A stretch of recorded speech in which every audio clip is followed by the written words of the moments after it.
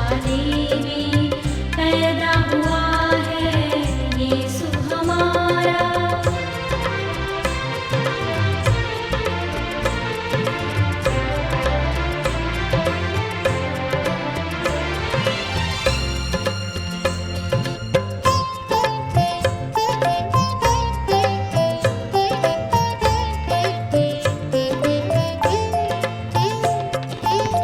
स्वर्ग में देखो चमका तारा, बैतलहम पर करता इशारा। स्वर्ग में देखो चमका तारा, बैतलहम पर करता इशारा। सिजदा करने आए मजूसी, सिजदा करने आए मजूसी। सोना मुरलो पान चढ़ाए, सोना मुरलो पान चढ़ाए। बैतलहम के गौशाले में पैदा हुआ है यीशु हमारा। आओ चले हम सिजदा करने, उस बालक ने हमको पुकारा, उस बालक ने हमको पुकारा। बैतलहम के गौशाले में पैदा हुआ है यीशु हमारा। प्रभु यीशु मसीह के मधुर नाम में आप सबको जय मसीह की। परमेश्वर हमारे साथ है, इस श्रृंखला में आप सबका स्वागत है। हम बात कर रहे हैं कि परमेश्वर हमारे साथ है, और जब परमेश्वर हमारे साथ होता है तो हम कैसी कैसी समस्याओं से दूर होते चले जाते हैं, या परमेश्वर हमें किन किन समस्याओं से उभारता है। हमारे जीवन में तो वैसे बहुत सी समस्याएं, बहुत सी बातें होती हैं, परंतु उन समस्याओं के बीच में या उन समस्याओं के में परमेश्वर हमारे साथ है या नहीं, इसकी जानकारी हमें होनी चाहिए। आज एक समस्या के बारे में मैं आपसे बातचीत करूंगा, जिसके बारे में परमेश्वर का वचन भी बातचीत करता है, और वो समस्या है कर्ज की। जी हाँ, बहुत से लोग जो हैं, बहुत से लोगों के जीवन के ऊपर बहुत सा कर्ज है। किसी ने बैंक से बहुत सा लोन ले रखा है, किसी ने बच्चों की पढ़ाई के लिए ले रखा है, किसी ने मकान बनवाने के लिए ले रखा है। बहुत सी बातों के लिए इंसान कर्ज लेता है। हालांकि इंसान सोचता है कि हम कर्ज में ना पड़ें या कर्ज ना लें, मगर मजबूरी में इंसान को इस कर्ज का सामना करना पड़ता है, मजबूरी में इंसान को कर्ज लेना पड़ता है। सबसे बड़ी बात क्या है, आजकल के इस महंगाई के दौर में अगर देखा जाए तो महंगाई तो बहुत है, चरम सीमा पर महंगाई है, परंतु हमारी जो आय है, हमारी जो तनख्वाह है, वो सीमित है। उसमें कोई भी खास बढ़ोतरी नहीं होती है। पता चला कि हमारी तनख्वाह का कुछ अंश बढ़ता है, परंतु यहाँ पर हर एक चीज़ में महंगाई बढ़ती चली जाती है। तो मेरे प्यारे भाइयों बहनों, आप निराश मत होइए, आप इस बारे में बिल्कुल भी दुखी मत होइए कि इस कर्ज को कौन उतारेगा, इस कर्ज को कैसे उतारा जाएगा, ये कर्ज के बोझ से जो इंसान दबा पड़ा है, इसको कैसे निकाला जा सकता है। जी हाँ, परमेश्वर, वो परमेश्वर जो जीवित परमेश्वर है, जो सच्चा परमेश्वर है, वह आपके साथ है, वह हमारे साथ है, और परमेश्वर इस कर्ज से हमें निकालेगा। आप सोचेंगे कि परमेश्वर के वचन में ऐसा कहां पर लिखा हुआ है कि कोई कर्ज से दबा हो, कोई बहुत कर्ज और बोझ से दबा हो और वो निकाला गया हो।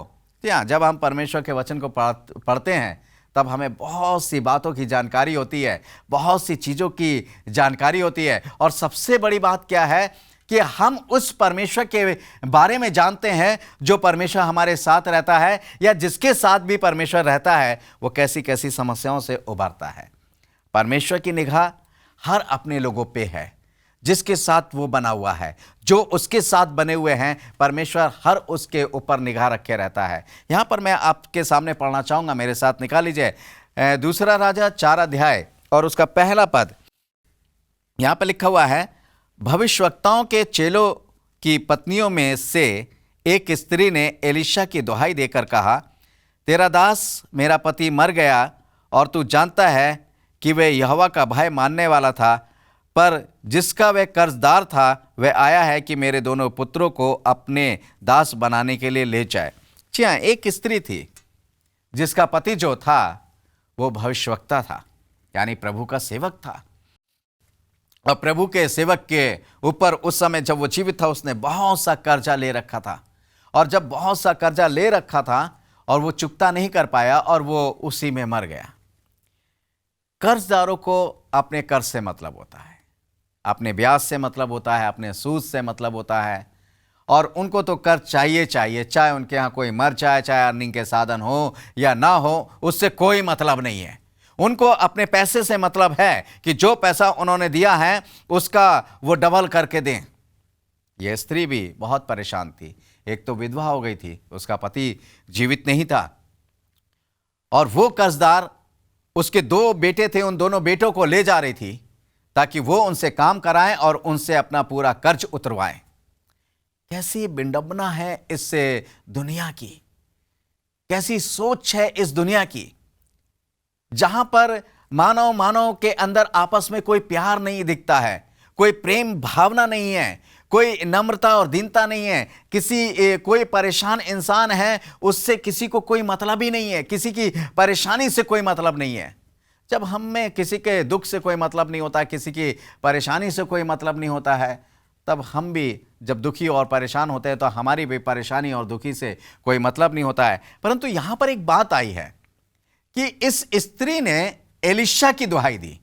जी हां, उस समय बहुत से लोग होंगे, बहुत से लोगों की उसने दुहाई दी होगी। आप जानते हैं दुहाई देने का मतलब क्या है? दुहाई देने का मतलब है, यदि उसने किसी की दुहाई दी है तो वो उसके निर्णय को वो ही करेगा, उस बात को वो ही सुनेगा और उसका न्याय वो ही करेगा। जी हाँ, मैं एक पद आपको पढ़ाना चाहूंगा जिसमें से आपको स्पष्ट पता होगा कि परमेश्वर का वचन क्या कहता है। मैं बताना चाहूंगा, परमेश्वर का वचन कहता है, प्रेरितों के काम और उसका 25 अध्याय और उसका 11वां और 12वां पद।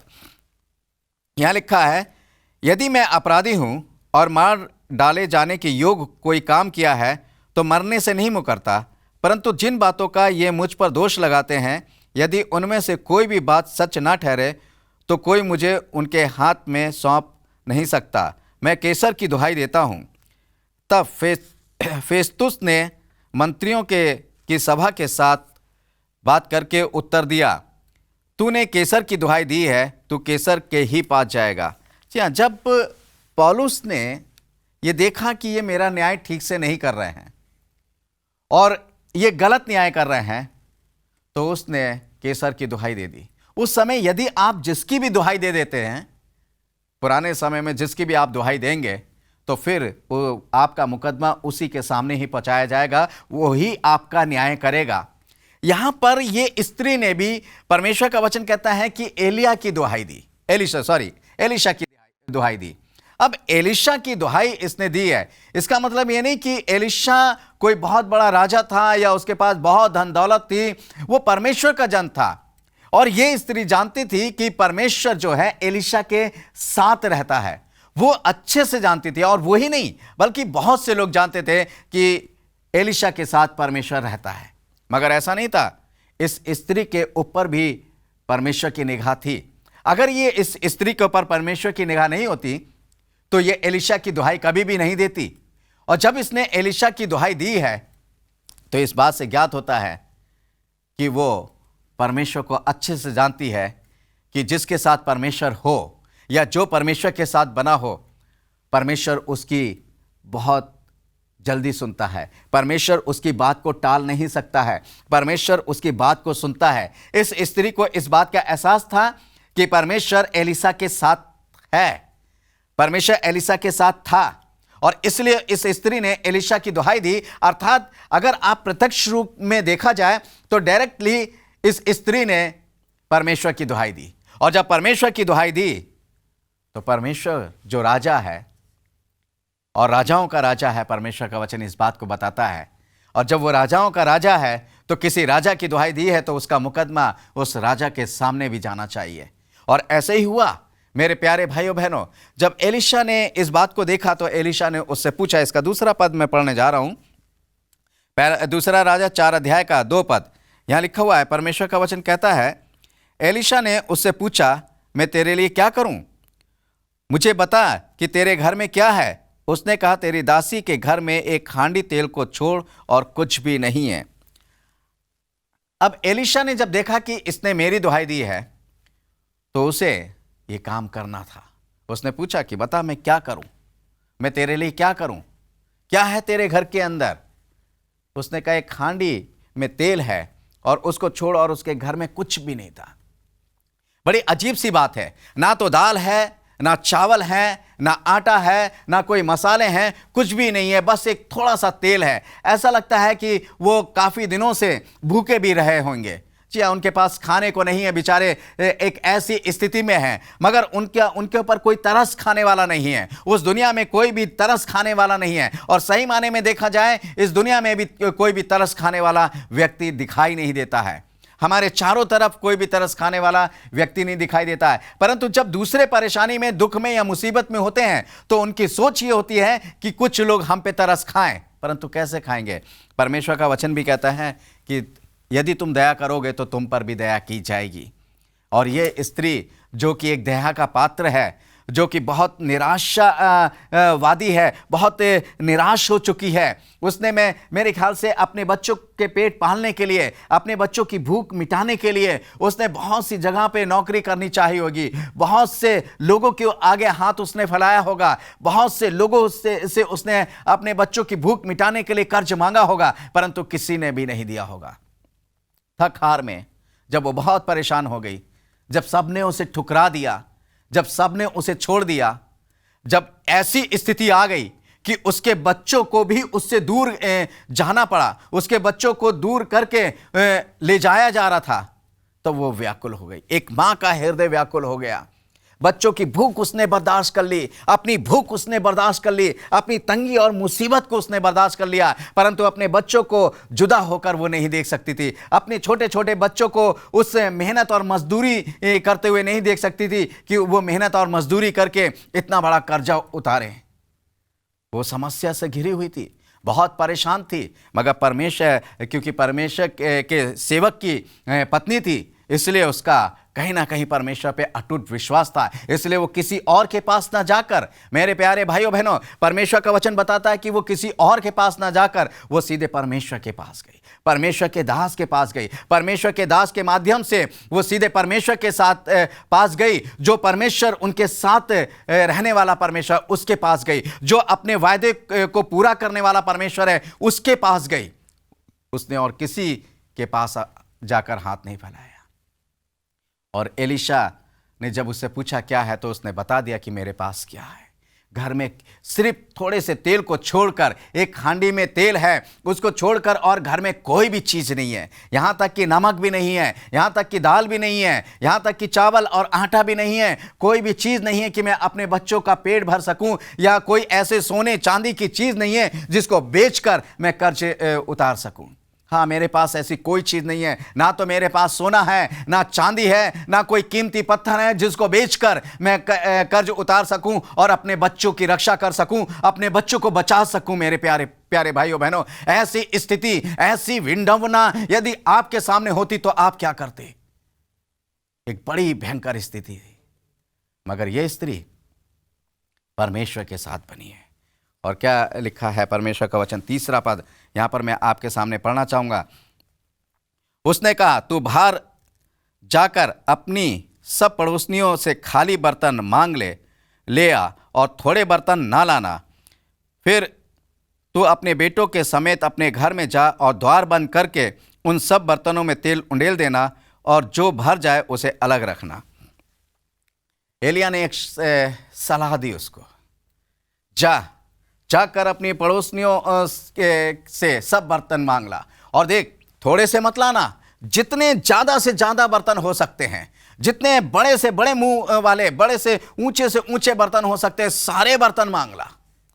अब सोचिए, यहाँ पर तो लिखा है कि बर्तन मांग ला, और वो स्त्री बर्तन मांगने गई होगी, परंतु परमेश्वर का वचन जो है, इस बात में अगर हम गहराई से सोचें तो जब वो बर्तन मांगने गई होगी तो बहुत से लोगों ने उसका मजाक बनाया होगा, हो आज इसको इतने बर्तनों की क्या आवश्यकता पड़ गई, आज इस भूखी को इतने बर्तनों की क्या आवश्यकता पड़ गई, आखिर ऐसा इसके घर में क्या आ गया है कि ये पड़ोसियों से बर्तन मांग रही है, इसके घर के सारे बर्तन भर गए हैं, ऐसा लगता है जैसे इसके सारे घर के बर्तन बिक चुके हैं, अब इसके घर में बर्तन नहीं रहा हो। एक पड़ोसन ने कहा होगा, अरे वो आई थी हमसे घर के सारे बर्तन मांग के ले गई है। उसने कहा तुमसे ले गई, वो तो हमसे भी सारे बर्तन मांग के ले गई। तीसरी ने कहा होगा, अरे वो तो हमसे भी सारे बर्तन मांग के ले गई। ऐसे सारे पड़ोसियों में चर्चा हो गई होगी कि वो तो हर एक घर से सारे बर्तन मांग के ले गई और ज्यादा से ज्यादा बर्तन मांग के ले गई। बड़ा आश्चर्य हुआ होगा, पड़ोसी खुसर फुसर कर रहे होंगे, आखिर ऐसा क्या इंतजाम हो गया है, आखिर ऐसा क्या हो गया है कि ये सबके बर्तन मांग के ले गई। कहीं ऐसा तो नहीं कि सारे बर्तन मांग कर ये सबके बर्तन बेचकर और अपने इसके बच्चों को ले जाने के लिए जो आए हैं तो कर्जा चुकाने के लिए, कहीं ये बर्तन हमारे सब ना बेच दे। बहुतों ने कहा, अरे कैसे बेचेगी वो, जब बेचेगी तो देख लेंगे, है हम अपने बर्तन वापस ले लेंगे, हम छोड़ेंगे नहीं, हम इसका घर हत्या लेंगे, हम ऐसा कर लेंगे, हम वैसा कर लेंगे। बहुत सी बातें उस समय हुई होंगी, परंतु इस स्त्री ने कुछ नहीं कहा।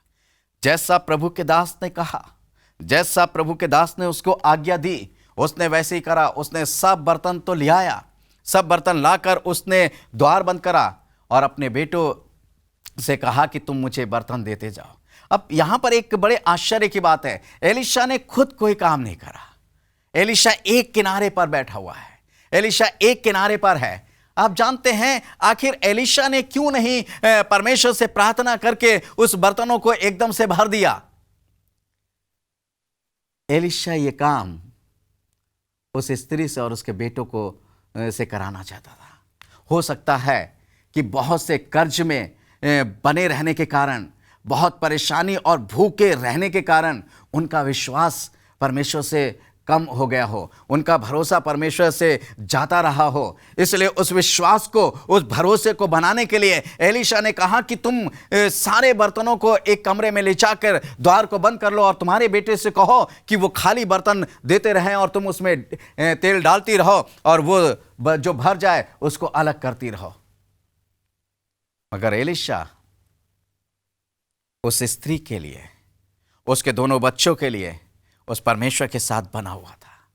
उस परमेश्वर के साथ बना हुआ वो एक जगह पे बैठकर परमेश्वर से प्रार्थना कर रहा था। उस स्त्री के लिए वो निवेदन कर रहा था। और आप जानते हैं कि वो तब तक निवेदन करता रहा जब तक उस घर के सारे बर्तन ना भर गए जितने वो स्त्री लाई थी। बच्चे खाली बर्तन लाते थे, हांडी का तेल, कितनी बड़ी हांडी होगी, आप इतनी बड़ी हांडी रख लीजिए, इतनी बड़ी हांडी रख लीजिए, उसमें आपके कितने बर्तन भर जाएंगे? 10, 12, 15, 20, 25 कितने भर जाएंगे? मेरे ख्याल से अगर इतनी बड़ी हांडी होगी या इतनी बड़ी हांडी भी होगी तो इतना ही बड़ा बर्तन भरा जाएगा उससे। परंतु परमेश्वर का वचन ये कहता है कि वहां पर 85 बर्तन जो थे, जब वो धार के साथ हांडी से तेल उंडेला जाता था तो जितने भी खाली बर्तन बच्चे देते गए और वो भरती चली गई, जितने बच्चे देते गए और वो भरती चली गई। जब सब बर्तन भर गए, जब सब बर्तन भर गए तब परमेश्वर का वचन क्या कहता है, यहां पर लिखा हुआ है, परमेश्वर का वचन कहता है 5वां पद, तब वह उसके पास से चली गई और अपने बेटों समेत अपने घर जाकर द्वार बंद किया। तब वे उसके पास आकर बर्तन लाते गए और वो उंडेलती गई। तब बर्तन भर गए। तब उसने अपने बेटों से कहा, मेरे पास एक और भी ले आ। उसने उससे कहा, और बर्तन तो नहीं रहा। तब तेल रुक गया। जैसे ही बच्चों ने कहा कि अब तो कोई बर्तन नहीं रहा, अब कोई बर्तन नहीं रहा, सारे बर्तन समाप्त हो गए हैं, वैसे ही तेल रुक गया। सोचिए, उस हांडी का तेल खत्म नहीं हुआ, उस हांडी से तेल बहता रहा और सारे बर्तन भर गए। लास्ट में जब वो आखिर में एलीशा के पास जाती है तो परमेश्वर का वचन इस बात को ये बताता है, 7वां पद, तब उसने जाकर परमेश्वर के भक्त को ये बता दिया और उसने कहा, जा तेल बेचकर ऋण भर दे और जो रह जाए उससे तू अपने पुत्रों सहित अपना निर्वाह करना। जी हाँ, परमेश्वर का वचन इस बात को बताता है। एलीशा ने उससे कहा कि जा, सब बर्तन भर गए, इस सारे बर्तनों का तेल बेच दे। और जितना भी कर्जा है वो सारा कर्जा तू चुकता कर दे, परंतु और जितना बच जाए उससे अपने बच्चों का निर्वाह कर।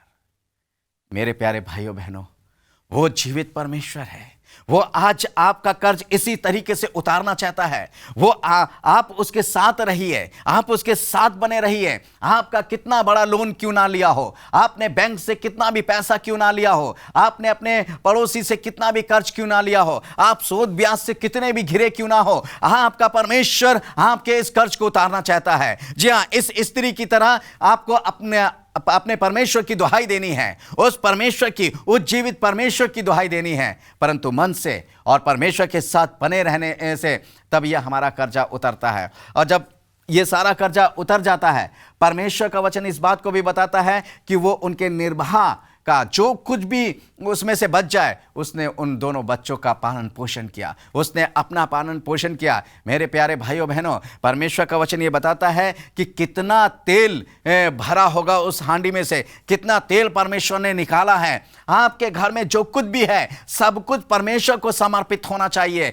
सारी चीज परमेश्वर पे समर्पित होनी चाहिए, सब कुछ परमेश्वर के लिए होना चाहिए। जब सब कुछ परमेश्वर को समर्पित होता है, जब हमारी हर एक चीज पे परमेश्वर का बाड़ा होता है, जब परमेश्वर से निवेदन किया जाता है हर एक चीज के लिए, तो उसमें बहुत आया से बहुत कुछ आने लगता है। मेरे ख्याल से आपने वो किस्सा तो सुना होगा, जब एक 5,000 की भीड़ थी और एक बच्चे के पास में 5 रोटी और 2 मछलियां थीं।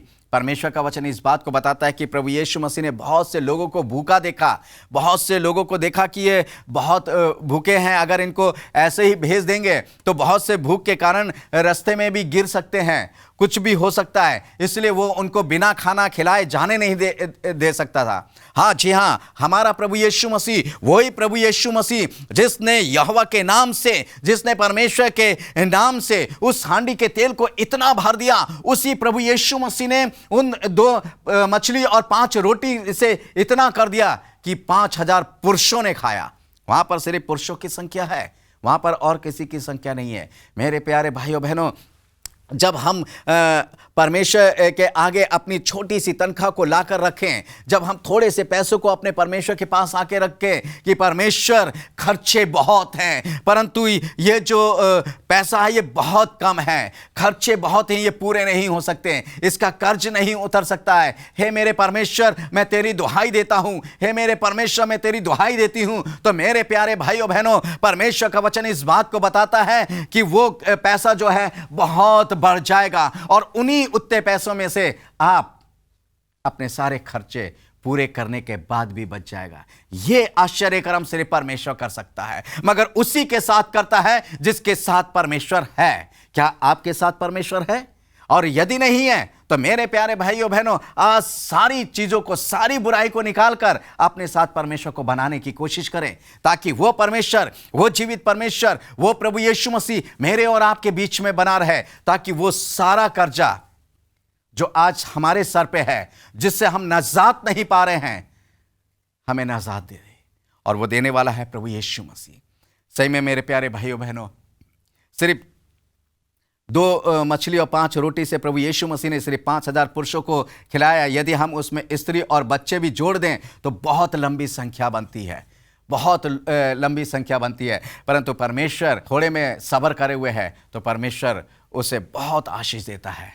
मेरे प्यारे भाइयों बहनों, जो कुछ भी है, जितना भी है, सब कुछ परमेश्वर के पास लाइए, परमेश्वर का धन्यवाद दीजिए, परमेश्वर की दुहाई दीजिए, परमेश्वर से कहिए, हे परमेश्वर तू जीवित परमेश्वर है, हे मेरे परमेश्वर ये पहाड़ जैसा कर्जा मेरे ऊपर से हटा दे, हे मेरे परमेश्वर ये पहाड़ जैसा ब्याज मेरे ऊपर से हटा दे, हे मेरे परमेश्वर इस पहाड़ जैसी मुसीबत को मेरे ऊपर से टाल दे। फिर देखिए परमेश्वर उस पहाड़ जैसी मुसीबत को कैसे टालता है, परमेश्वर कैसे आपके साथ बना रहता है। मगर सच्चे मन के साथ परमेश्वर को समर्पित होइए। हम अपने आप को परमेश्वर को समर्पित करें, हम अपने आप को परमेश्वर के हाथ में सौंप दें मेरे प्यारे भाइयों बहनों, और परमेश्वर पे भरोसा रखें, परमेश्वर पे एक अटूट विश्वास रखें, परमेश्वर के साथ बने रहें। जब हम परमेश्वर के साथ बने रहेंगे तब परमेश्वर हमें आशीष देगा। मेरे प्यारे भाइयों बहनों, आइए आज हम अपने कर्जे को अपने जीवित परमेश्वर के आगे रखते हैं। आइए प्रार्थना करेंगे। हे मेरे स्वर्ग और पृथ्वी के सृष्टिकर्ता परमेश्वर यहोवा, हम एक बार फिर से आपका धन्यवाद करते हैं। और जितने भी लोग प्यारे प्रभु जी इस समय तुझे सुन रहे हैं, जो कर्ज और बोझ से प्यारे प्रभु जी ग्रस्त हैं, यीशु मसीह नासरी के नाम से इस स्त्री की तरह, इनके 2 बच्चों की तरह इन्हें भी स्वतंत्र कर, ताकि ये कर्ज से मुक्त होकर तेरे नाम की महिमा देख सके प्यारे प्रभु जी, और तुझे धन्यवाद की भेंट चढ़ा सके और कह सके सच में हमारा जीवित परमेश्वर हमारे साथ बना रहता है। ये प्रार्थना धन्यवाद के साथ प्रभु यीशु मसीह नासरी के नाम से मांगते हैं, आमीन और आमीन।